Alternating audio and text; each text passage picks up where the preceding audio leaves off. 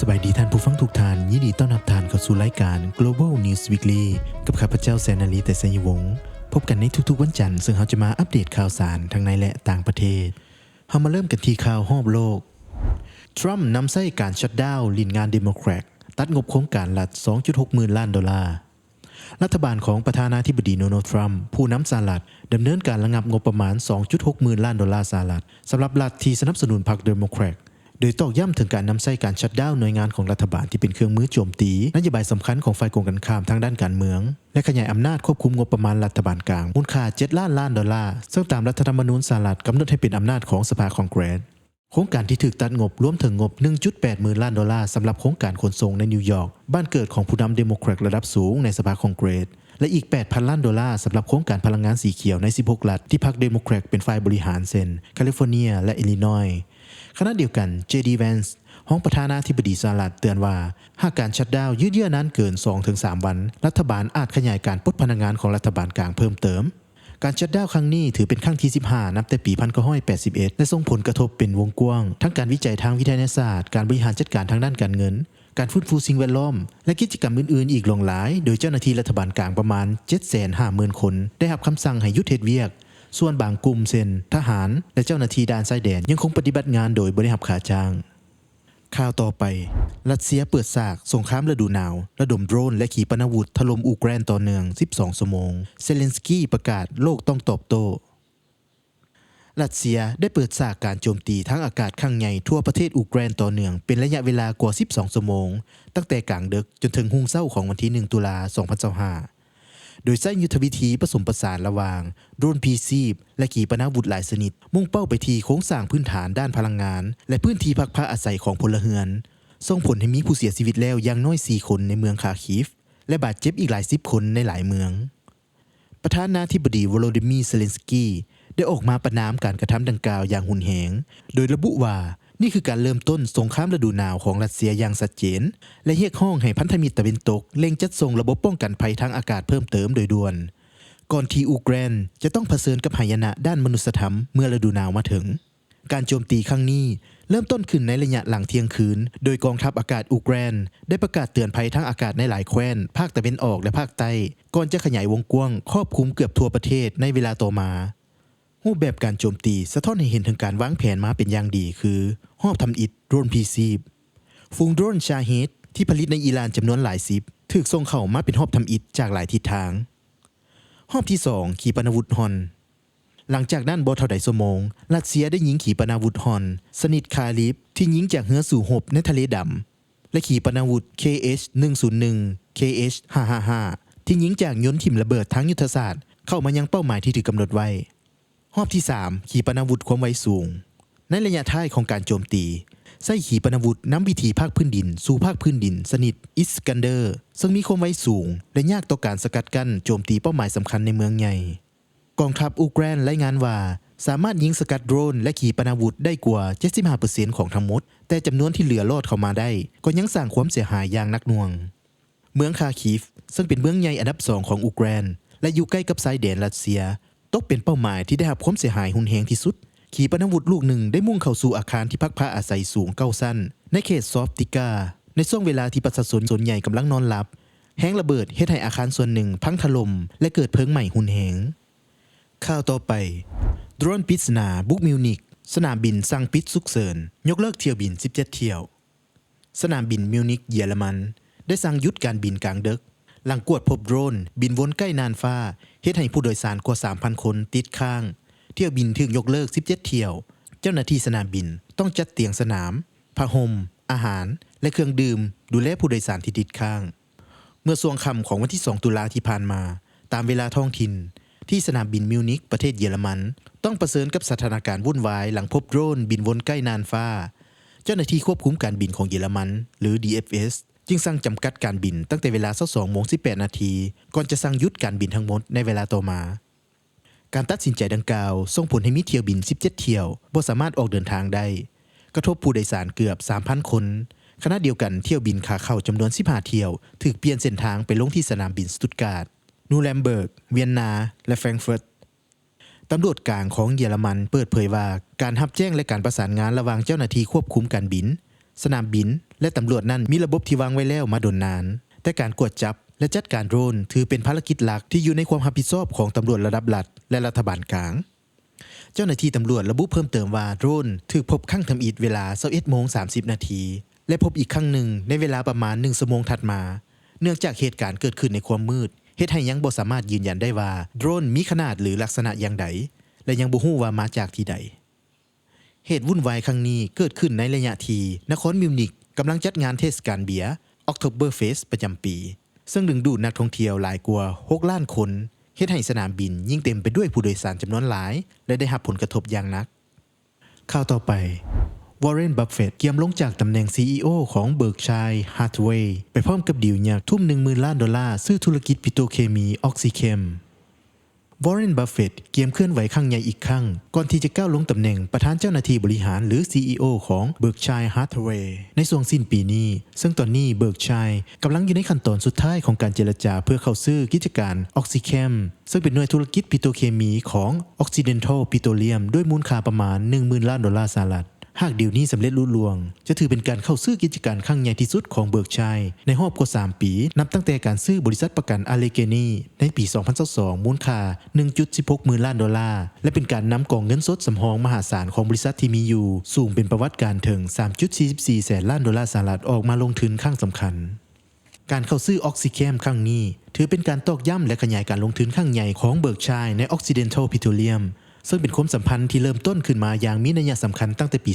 2019 เมื่อบัฟเฟตต์ได้ให้เงินทุนสนับสนุน 10,000 ล้านดอลลาร์แก่ Occidental เพื่อใช้ในการเข้าซื้อกิจการ Anadarko Petroleum การตัดสินใจลงทุนครั้งนี้เกิดขึ้นในช่วงเปลี่ยนผ่านที่สำคัญของ Berkshire Hathaway เนื่องจากบัฟเฟตต์วัย 95 ปีมีกำหนดจะก้าวลงจากตำแหน่ง CEO ในสิ้นปีนี้และจะส่งมอบตำแหน่งให้กับ Greg Abel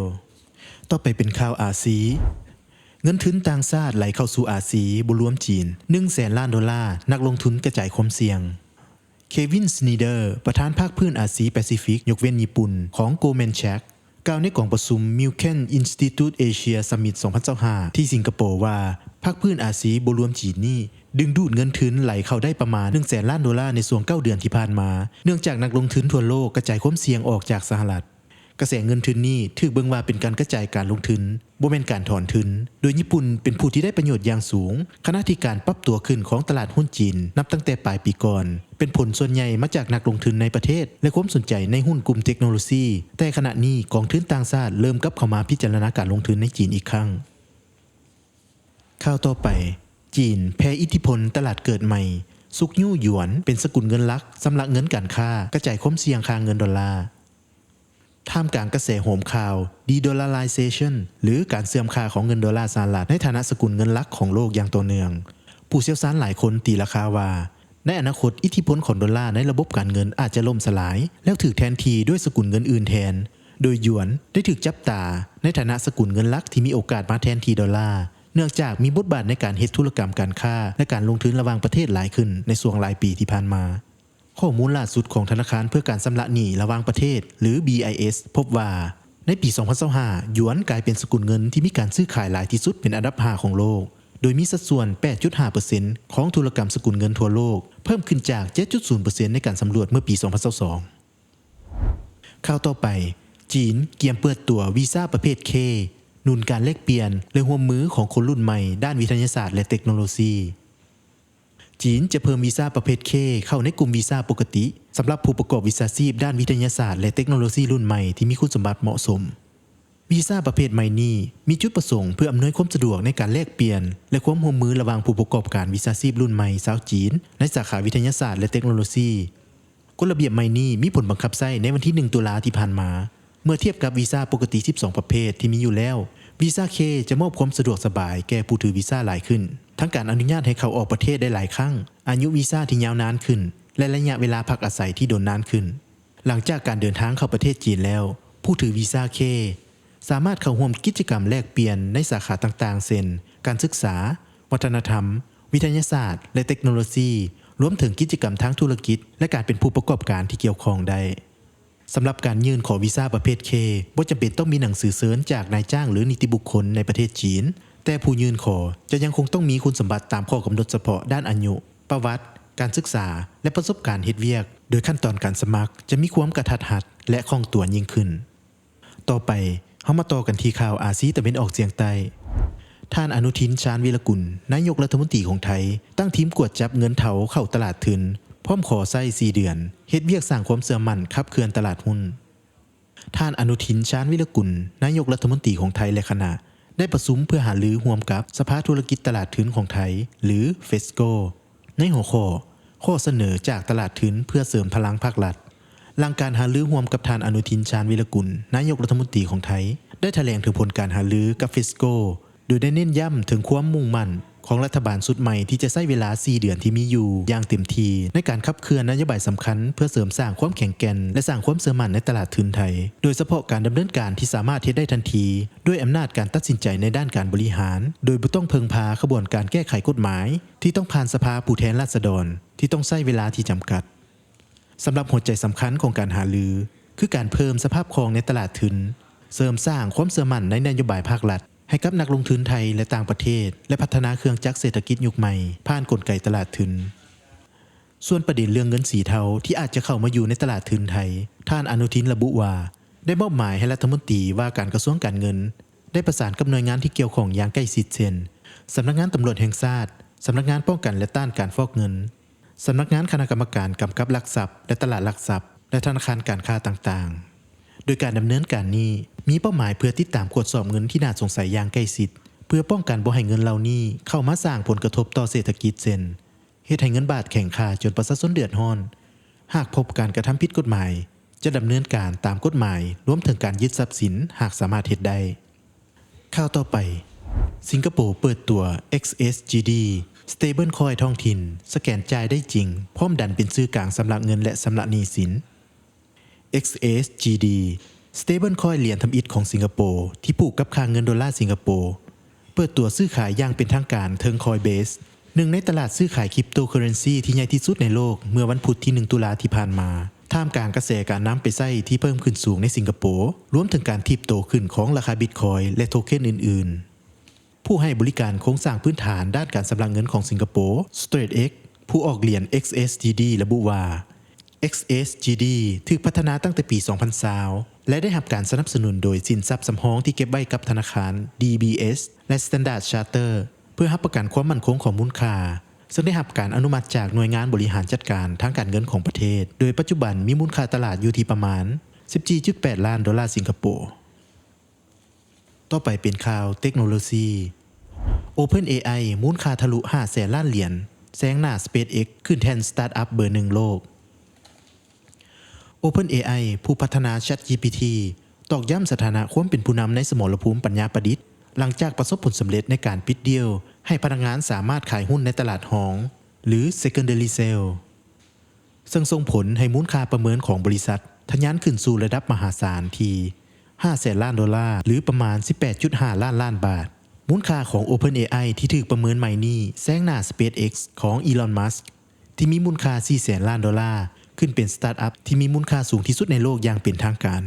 ซึ่งพนักงานปัจจุบันและในอดีตของ OpenAI ได้ขายหุ้นมูลค่ารวมประมาณ 6.6 พันล้านดอลลาร์ให้กับนักลงทุนชั้นนำระดับโลกรวมถึง Tribe Capital, SoftBank Group, Dragoneer Investment Group, MGX และ T. Rowe Price มูลค่าประเมินที่ 500,000 ล้านดอลลาร์นี้ถือเป็นการเติบโตอย่างก้าวกระโดดจากระดับ 300,000 ล้านดอลลาร์ในการระดมทุนรอบก่อนที่นำโดย SoftBank เมื่อช่วงต้นปีที่ผ่านมาข่าวต่อไป Samsung และ SK Hynix ประกาศร่วมมือ OpenAI หวังเพิ่มการสนองชิป AI ขั้นสูงบริษัท Samsung Electronics และ SK Hynix ซึ่งเป็น2ผู้ผลิตชิปรายใหญ่ของเกาหลีใต้ได้ประกาศความร่วมมือกับบริษัท OpenAI โดยทั้ง2บริษัทจะเข้ามามีส่วนร่วมในโครงการ Stargate ของ OpenAI ซึ่งเป็นบริษัทเทคโนโลยีปัญญาประดิษฐ์จากสหรัฐ OpenAI ซึ่งเป็นผู้พัฒนาแชทบอท ChatGPT ระบุว่าการร่วมมือนี้จะสุ่มไส้ไปที่การเพิ่มการสนองของชิปหน่วยความจำขั้นสูงที่จำเป็นสำหรับ AI ในยุคต่อหน้าและการขยายขีดความสามารถของศูนย์ข้อมูลในเกาหลีใต้นอกจากนี้ OpenAI ระบุว่า Samsung และ SK Hynix วางแผนที่จะขยายการผลิตชิปหน่วยความจำขั้นสูงซึ่งมีความสำคัญต่อการขับเคลื่อนโมเดล AI ของบริษัททั้งสองข่าวต่อไป DeepSeek เปิดตัวโมเดล AI หุ้นใหม่ เน้นประสิทธิภาพสูงราคาถูกลงแต่ยังมีข้อกังขาเรื่องความปลอดภัยสตาร์ทอัพจีน DeepSeek เปิดตัวโมเดล AI ทดลองหุ้นล่าสุดที่จะช่วยเพิ่มประสิทธิภาพและรองรับข้อมูลขนาดใหญ่ได้ดียิ่งขึ้นในขณะที่มีค่าใช้จ่ายต่ำลงกว่าหุ้นก่อนแต่คำถามใหญ่ยังคงอยู่เกี่ยวกับความชัดเจนและความปลอดภัยของสถาปัตยกรรมใหม่นี้โดยได้เปิดตัวโมเดลใหม่ DeepSeek เวอร์ชัน 3.2 EXP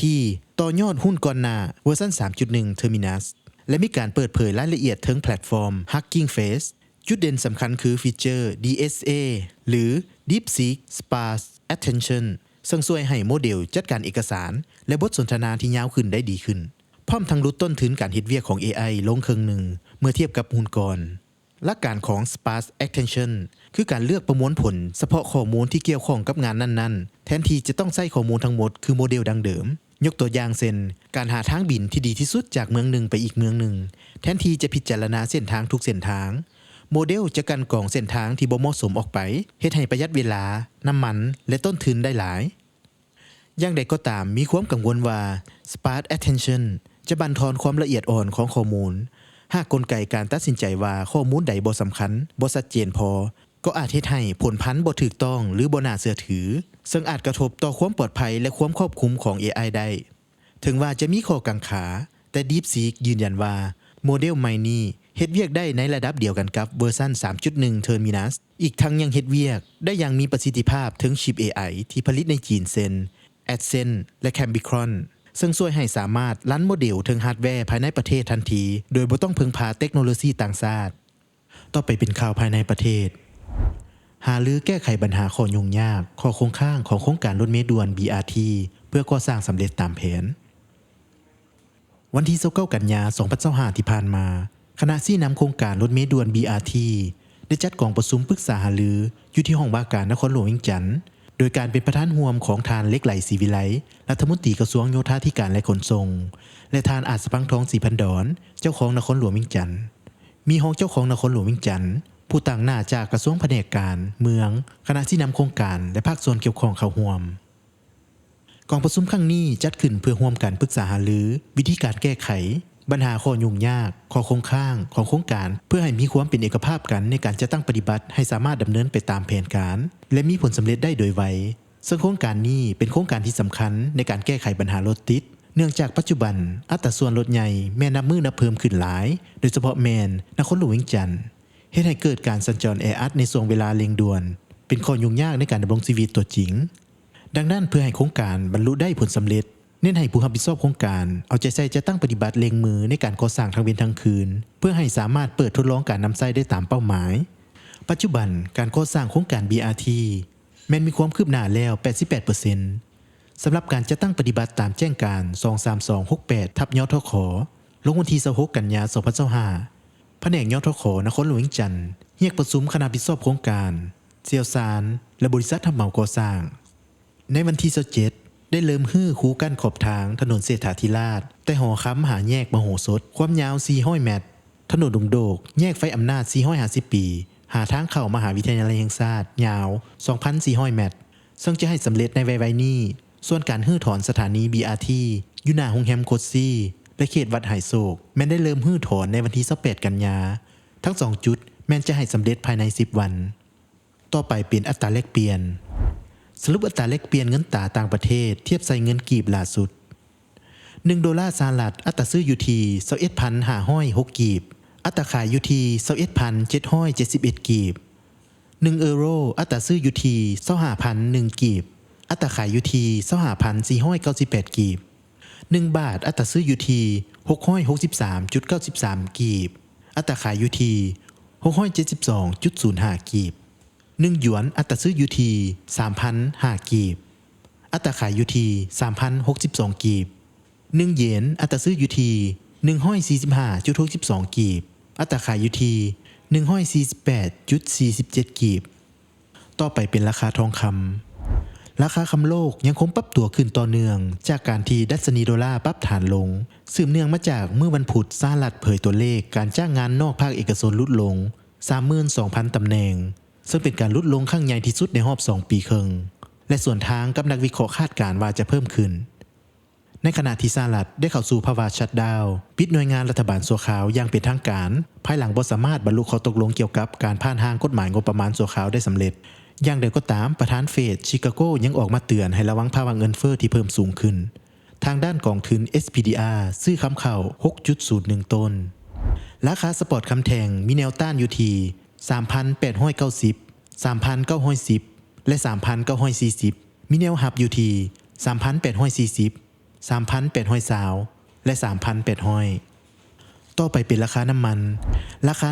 ปรับตัวลดลงเล็กน้อยเพิ่มการขาดทุนอย่างหุนแหงในอาทิตย์นี้จากความกังวลว่ากลุ่มผู้ผลิตรายใหญ่อาจเพิ่มกำลังการผลิตอีกครั้งในเดือนพฤศจิกายนสัญญาน้ำมันดิบแบรนท์ที่จะหมดอายุในเดือนธันวาลดลง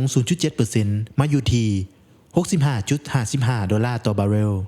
และสัญญาน้ำมันดิบเวสต์เท็กซัส WTI ลดลง 0.7% มาอยู่ที่ 61.91 ดอลลาร์ต่อบาร์เรลต่อไปเป็นราคาบิตคอยน์สภาพช่วงต้นเดือนตุลา2025แนวโน้มราคาล่าสุดวันที่2ตุลา2025ราคาปัจจุบัน 118,764.70 USDT ต่อบิตคอยน์24ชั่วโมงขึ้นสูงสุด 119,452.10 USDT ต่อบิตคอยน์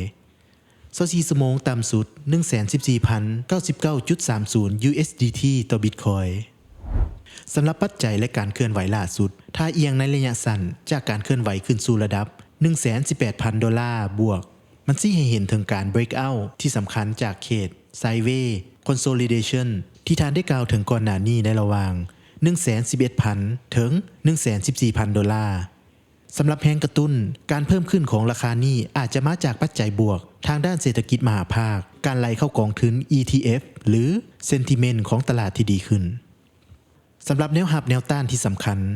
แนวหับอยู่ในระหว่าง 115,000 ถึง 117,000 ดอลลาร์แนวต้านอยู่ในระหว่าง 118,000 ถึง 120,000 ดอลลาร์สำหรับมุมมองและสิ่งที่ควรติดตามต่อไปนักลงทุนจะจับตาเบิ่งว่าราคาสามารถยืนอยู่เหนือระดับ 115,000 ดอลลาร์ได้อย่างนักแน่นหรือบ่การรักษาระดับราคานี้จะได้เป็นพื้นฐานที่แข็งแรงถ้าแฮงซื้อยังสืบต่อเป้าหมายต่อไปที่สำคัญแม่นการทดสอบเขต 120,000 ดอลลาร์สำหรับปัจจัยที่ยังมีผลมีคือปัจจัยทางด้านเศรษฐกิจของสหรัฐท่าทีของธนาคารกลางสหรัฐหรือเฟดเกี่ยวกับอัตราดอกเบี้ยและการไหลเข้าของเงินทุนสู่สปอตบิตคอยน์ ETF ยังคงเป็นปัจจัยหลักที่กำหนดทิศทางของตลาดต่อไปเป็นข่าวกีฬาสรุปตารางคะแนนยูฟ่าแชมเปี้ยนส์ลีกฤดูกาล 2025-2026 รอบลีกเฟสหลังจบนัดที่ 2จบลงไปเรียบร้อยครบถ้วน18คู่สำหรับศึกยูฟ่าแชมเปี้ยนส์ลีกฤดูกาล 2025-2026 รอบลีกเฟสนัดที่ 2โดยหลังจบนัดที่ 2 บาเยิร์นมิวนิกจากเยอรมันนำเป็นจ่าฝูงรอบลีกเฟสหลังบุกไปถล่มปาฟอส 5-1 เฮ็ดให้มี6คะแนนเต็มตามมาด้วยเรอัลมาดริดแชมป์15สมัยของรายการนี้มี6คะแนนเต็มเช่นกันแต่ประตูได้เสียเป็นรอง PSG แชมป์เก่าจ้องอันดับ3มี6คะแนนส่วนอาร์เซนอลผ่าน2นัดเป็นทีมที่เฮ็ดผลงานดีที่สุดของทีมจากพรีเมียร์ลีกโดยมี6คะแนนเต็มอยู่อันดับ5ส่วนลิเวอร์พูลที่เสียไซในเกมนัดที่2เฮ็ดให้มีเพียง3คะแนนติดอยู่อันดับที่17และทั้งหมดนี้คือเนื้อหาข้อมูลข่าวสารที่เฮาเอามานำเสนอและพบกันใหม่ในทุกเช้าของวันจันทร์สำหรับมื้อนี้ข้าพเจ้าแสนนาลีไต่ไสยวงศ์ขอลาท่านผู้ฟังไปก่อนสบายดี